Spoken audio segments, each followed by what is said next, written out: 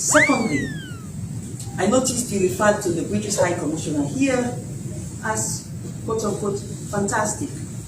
I have a problem with that, Mr. Minister. I have never met her because she's always very busy meeting other people, I can understand.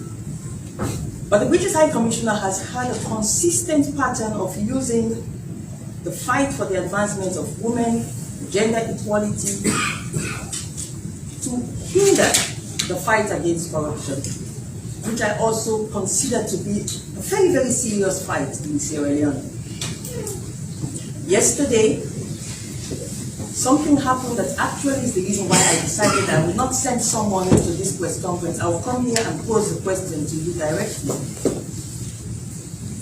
We have a female outgone mayor of Freetown. She's seeking the election. She wants to be re-elected. So yesterday she launches a campaign message on social media. And in the consistent pattern of your fantastic British High Commissioner, what does she do? She uses the official British government Twitter account to tweet an endorsement of the campaign message of the mayor of Freetown. What does that send out to us? One, it's a continuation of the British High Commissioner's efforts to promote the mayor of Freetown under the guise of gender equality because she's a woman. And secondly, it has created ripples across Sierra Leone. People are worried. If the British High Commissioner, with all of what we've been seeing her doing, we've been hearing her doing, that are negative towards the fight against corruption, under the guise of gender equality, if the British High Commission, in other words, the British government, can click like on a campaign message of a political figure in Sierra Leone, do you agree with me that it is a breach of the Vienna Conventions against interference in local political matters? Thank you.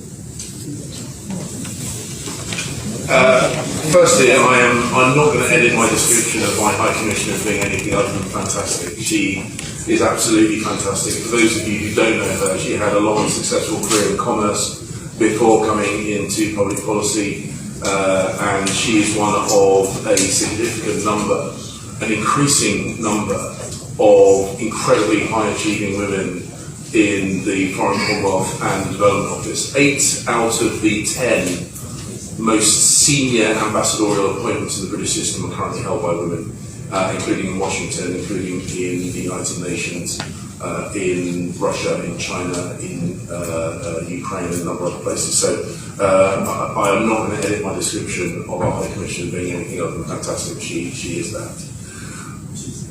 All agendas can be hijacked. I mean, that is a statement of fact.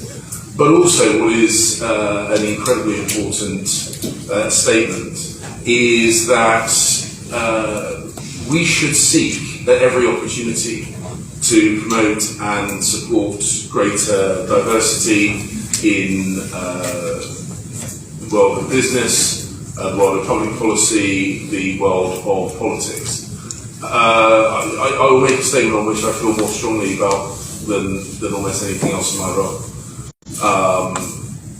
We do not take sides in other countries' political affairs. The political leaders of a country are exclusively the decision to be made by the people of that country. And that is a universally applicable situation. The earlier question asked me about our relationship with Russia.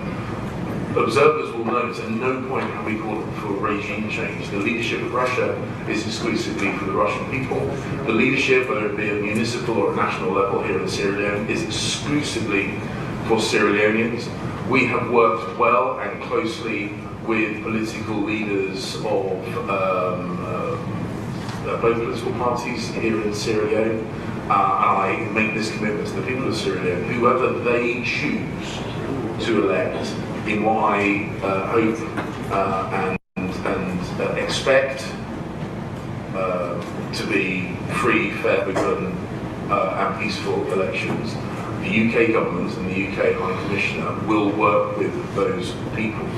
We want to see more women involved in public policy, we want to see more women involved in commerce, in the media, because as I said, I struggle to think of any problem that was made worse through female intervention.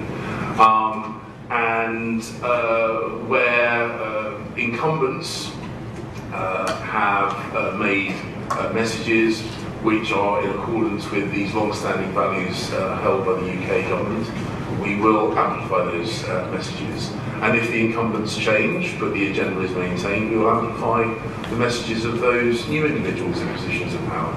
So I'll say at the end of this answer what I said at the beginning of this answer.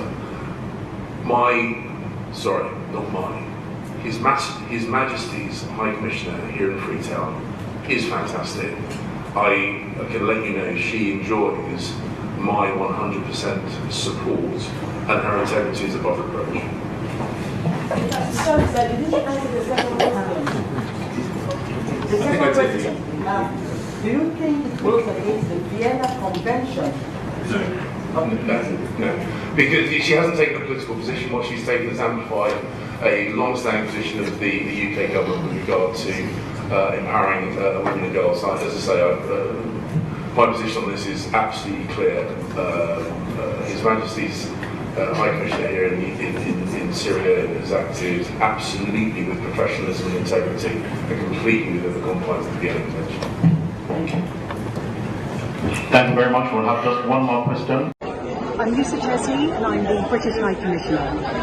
I did talk to all Mr. Lomfambo for come out now door and go register, because now you're right as citizen. So today, UK and Salone are out and about all over Freetown to observe voter registration. This is really important. For every person in Salone, it's your opportunity to make your voice heard at the ballot box. So register now from September the 3rd through to October the 4th. If you see we tell we adu.